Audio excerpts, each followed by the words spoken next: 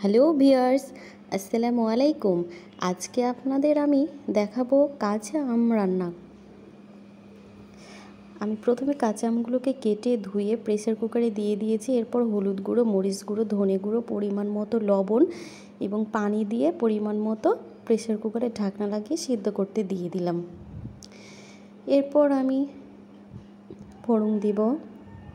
Soybean তেল নিয়েছি, সরিষার তেল দিলেও অনেক ভালো হয়। তারপর পেঁয়াজ কুচি, রসুন কুচি, কাঁচামরিচ দিয়েছি, শুকনো মরিচ দিলেও হবে, আমি কাঁচামরিচ দিয়েছি। তারপর এটাকে নেড়ে চেড়ে যখন একটু বাদামি রং হবে তখন আমি এর মধ্যে সর্ষে দিয়ে দিব। সর্ষে দেওয়ার পর এটা ভালোভাবে আমি ভেজে নেব। যখন ভাজা ভাজা হয়ে যাবে, আরও বাদামি রঙের হয়ে যাবে, তখন আমি এই ঘুটনিটা দিয়ে ভালো করে ঘুটে নেব, যেন সবগুলো উপাদান একসাথে মিশে যায়। তারপর এখন আমি সেদ্ধ আম রান্নাটা দিয়ে দেব। প্রথমে একটু একটু করে দিচ্ছি যেন তেলটা হাতে না ছিটে, এর জন্য একটু একটু করে দিচ্ছি। এরপর পুরো প্রেসার কুকারে যেটুকু আম সেদ্ধ আছে আমি সবটাই দিয়ে দিচ্ছি।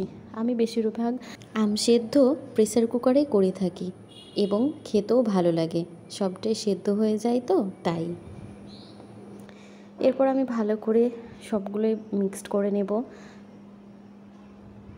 এই তো কি সুন্দর কালারটা এসছে। এরপর আমি এটা যেহেতু টক ঝাল মিষ্টি আমের টক, তাই আমি এখানে একটু চিনি দিয়ে দিব, তাহলে টক ঝাল মিষ্টি তিনটাই হবে। এভাবে আমরা খুবই সহজভাবে এবং অল্প সময়ের মধ্যে এই কাঁচা আমের মিষ্টি টক ঝাল আমের চাটনি বা আম রান্না করে নিতে পারি। দেখুন আস্তে আস্তে আমের চাটনির কালার বা আম রান্নার কালারটা অনেক সুন্দর হয়েছে। আমি এটা চিনি দিয়েছি তাই এই রকম কালার, যদি গুড় দেই তাহলে আরও লাল হয়ে যেত। তো আচ্ছা, আপনাদের সাথে আমি আম রান্না শেয়ার করলাম। ধন্যবাদ।